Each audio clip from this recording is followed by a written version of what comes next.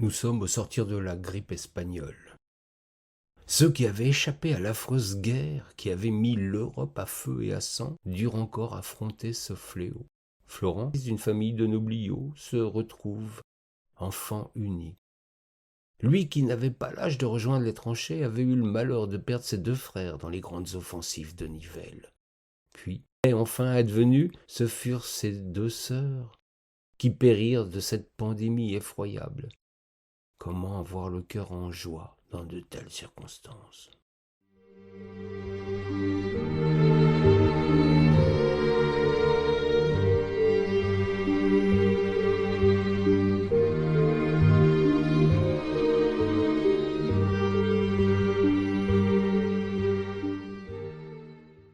Florent s'est réfugié dans la musique. Il a bénéficié d'excellents professeurs, débute très jeune le piano et le violon. Ce sont les années de guerre qui le font se réfugier dans une bulle musicale, un espace protecteur qui lui permet de supporter l'effort d'une période de deuil et de souffrance, chez lui comme dans tout le pays. Puis, quand la maladie survient, quand la mort frappe à nouveau dans le château de Sologne, il échappe à la folie en composant des mélodies tourmentées et magnifiques.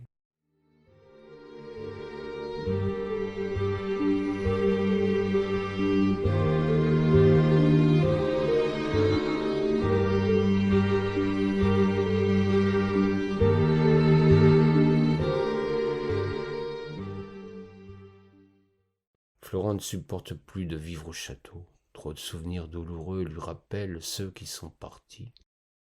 Ses vieux parents, murés désormais dans le silence, ces pièces vides, habitées par la présence de ceux qui sont partis, les portraits accrochés au mur, autant de raisons de fuir la belle demeure de briques aux multiples pièces.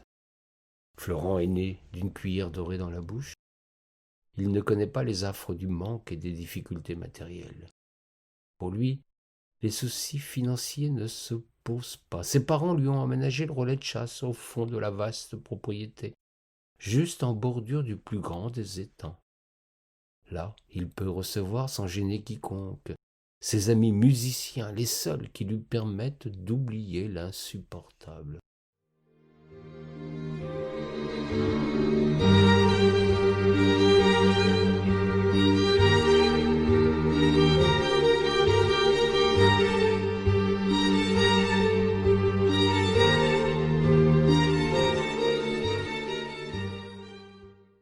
Florent joue toute la journée, passe du piano au violon, et quand il veut se reposer un peu, compose ou bien chante de sa merveilleuse voix de ténor.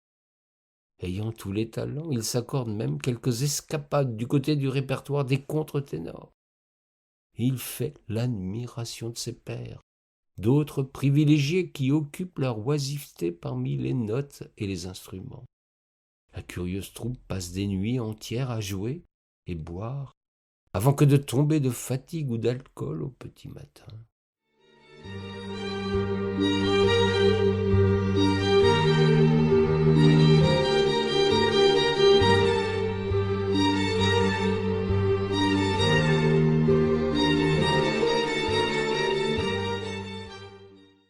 Une nuit, dans les bois environnants, une femme mystérieuse s'avance.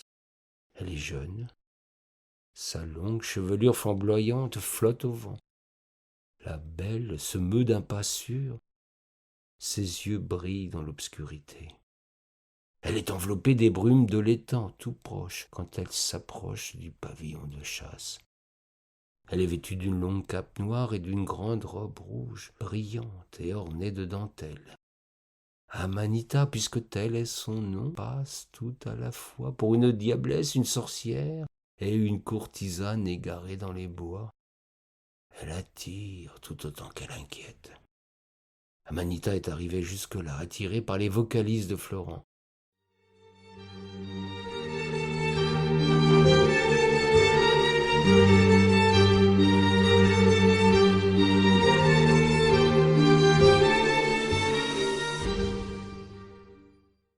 C'est vers lui qu'elle désire se rendre, vers cet inconnu dont la voix la met en transe. Il sera sa seule proie. sa gourmandise aussi. Elle veut le séduire, en faire son esclave, son jouet, comme elle a l'habitude d'agir avec les hommes avant de disparaître et de les laisser à leur triste sort. Une fée maléfique, une sirène envoûteuse, une créature de chair, de volupté et de luxure. Malheur à qui croise son chemin.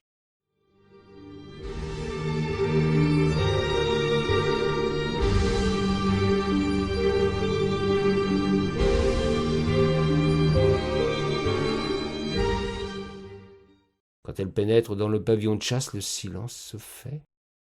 Son allure impressionne tous les amis de Florent. Ceux qui jouaient d'un instrument se figent, ceux qui chantaient se taisent. Dans le regard de tous ces jeunes gens, le désir est immédiat.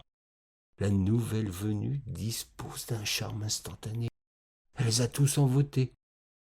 Une fois encore, elle a tous les hommes à ses pieds. Tous, non. Florent continue de chanter, indifférent à la beauté, insensible à l'ensorceleuse. Il ne s'est pas interrompu. Mieux même, jamais il n'a chanté si bien, si profondément, de manière si troublante. La voix du chanteur est de cristal, son visage d'une pâleur sublime. Sa voix touche l'âme de cette mezzaline.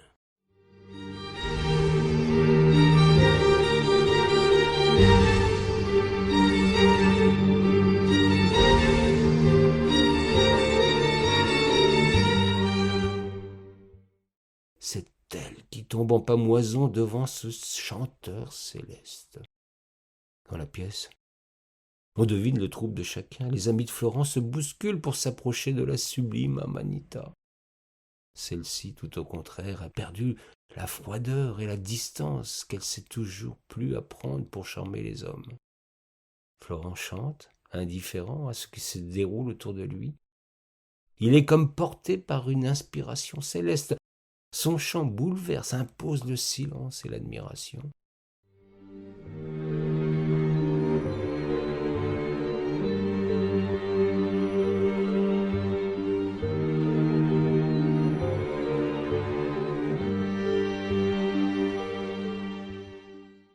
Soudain, rompant le charme de la mélodie, Amanita se jette aux genoux du chanteur, le supplie de la regarder, de la prendre dans ses bras. Elle s'offre impudique et conquise à celui qui a su toucher son cœur. Son comportement est indécent, elle frappe son sein, déchire sa robe, pour finir par découvrir une poitrine offerte à son amour. Devant la beauté sculpturale de ses traits, les autres garçons s'exclament. Ils se bousculent pour voir ce corps parfait, tandis que Florent, horrifié, ne regarde pas. Jamais, non, jamais, il ne pourra accepter cette diablesse. Elle le répugne. Elle est pour lui l'incarnation du mal.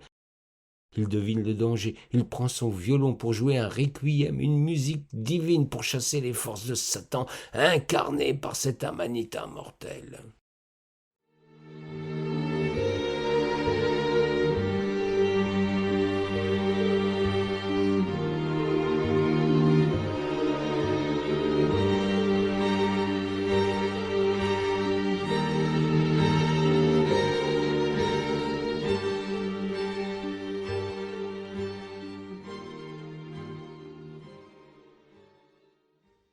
La jeune femme se lève et à son tour se met à chanter pour accompagner le violoniste. Tous les témoins se souviennent d'un moment unique, d'un étrange contrepoint entre une mélodie divine et une chanson sortie des ténèbres.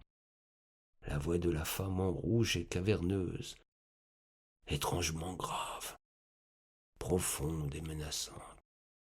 Tous les amis de Florent sont pétrifiés. Le contraste musical est saisissant. Ils sont incapables du moindre mouvement. Ils ressentent en ces instants un trouble inquiétant, pressentant un cataclysme, une menace sourde qui électrise l'assemblée. L'un d'eux, manquant d'air, décide d'ouvrir la fenêtre. Il pense qu'ainsi chacun retrouvera ses esprits. Mal lui en prend.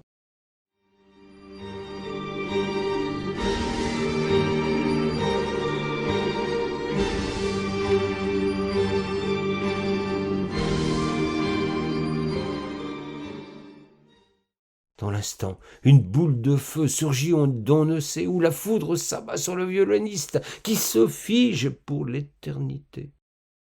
Il est pétrifié. Il n'est plus qu'un bloc de granit, une statue si réaliste que chacun retrouve les traits de celui qui fut leur camarade. Le temps de se remettre de leur frayeur, tous les amis de Florent cherchent du regard la créature qui a provoqué le drame. Nulle trace de la diablesse. Elle s'est volatilisée dans le fracas du tonnerre.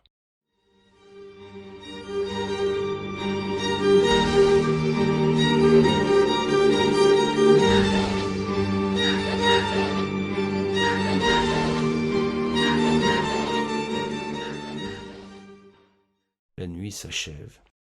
Petit à petit, les jeunes gens sortent de leur torpeur. Ils se concertent, cherchent à retrouver leurs esprits, à proposer une explication rationnelle à ce qui s'est déroulé devant eux. Ils en sont incapables, d'autant qu'il leur faudrait servir une explication aux parents de Florent, déjà si accablés par l'existence. Que leur dire? C'est l'un d'eux qui propose de leur servir une fable. Un mensonge acceptable pour atténuer la douleur et expliquer l'inexplicable. Les jeunes gens installent sur un promontoire qui surplombe l'étang la statue de granit, puis ils partent annoncer aux vieux parents que leur Florent a décidé de quitter le pays. Il a depuis longtemps préparé sa fuite et pour qu'ils se souviennent de lui, il a réalisé cette sculpture. Les parents sont effondrés. Leur dernier enfant les a quittés, mais la beauté si mystérieuse de l'éphémère sculptée semble apaiser petit à petit leur chagrin. C'est comme si leur cher Florent était présent au cœur de cette œuvre d'art. Ils viennent ainsi chaque jour s'asseoir longuement devant la statue. Il leur semble entendre le violon et le chant de leur cher enfant.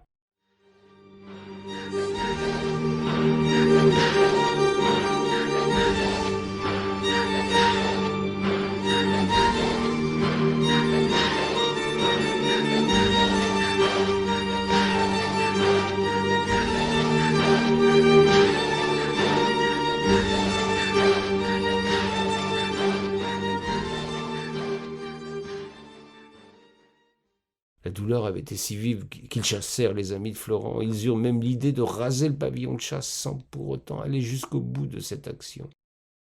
Ils se persuadèrent que la statue les avait suppliés de garder la maison et même de la confier à Jacquenotte, une gamine du village, née la même année que Florent. La petite était de condition modeste et de santé fragile. Fille des jardiniers, elle avait toujours grandi ici à l'écart des autres. Elle ne parlait pas, elle n'était pourtant pas muette. Souvent, quand Florent jouait de la musique, elle s'approchait à distance et fredonnait de si belle manière que le garçon appréciait ses visites discrètes. Ce fut une évidence pour les parents que c'était cette pauvre fille qui devait garder la mémoire de leur enfant.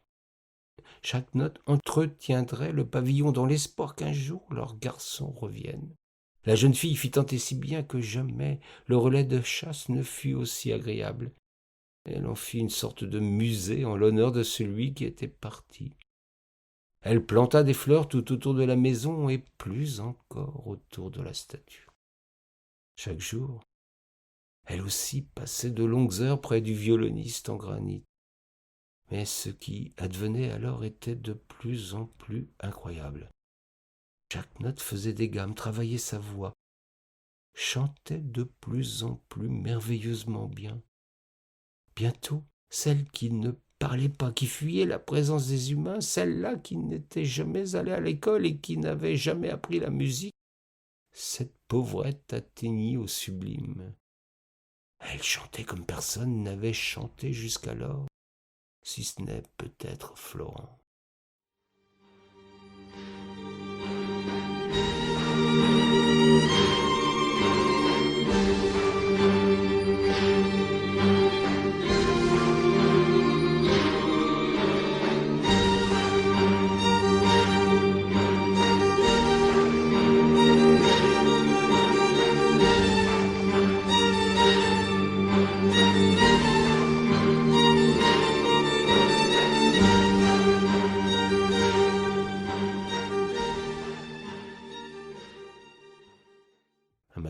automne, la propriété se trouva couverte d'un curieux champignon rouge avec des points blancs. Ce même jour, Jacques Notte et la statue avaient disparu. Que s'était-il passé? Nul ne sut le dire. Les parents du violoniste avaient été retrouvés morts sur le banc où se dressait jusqu'alors la statue de granit. Ils avaient un curieux sourire au coin de la bouche. Ils se tenaient tendrement enlacés, apaisés dans la mort qui les avait saisis tous les deux dans le même instant. Les champignons furent baptisés Amanita. Certains prétendaient que leur poussée avait brisé la malédiction de Florent. La diablesse s'était faite champignon vénéneux et le jeune garçon était parti avec celle qu'il avait toujours aimée. De Jacques Notte et de Florent, nul n'eut jamais de nouvelles. Il se murmure qu'il y a parfois des soirées magiques en Sologne où des promeneurs prétendent entendre un violon qui accompagne la voix sublime d'une chanteuse invisible.